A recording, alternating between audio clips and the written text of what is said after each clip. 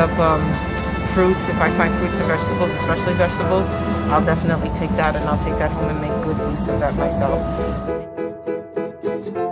So the idea is that it's stocked by the community, it's maintained by the community, and those are the same people that are using it. So every fridge is specific to its community, and they all work a little bit differently. They all service different types of people.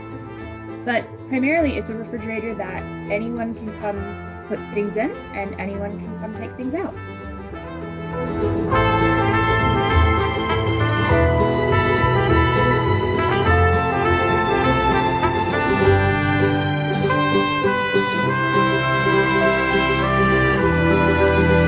I think that community refrigerators will be something that stays around for a while because everyone has ups and down situations in life. Nobody is on a straight road that everything is always okay. So I think that community refrigerators will be around for a while.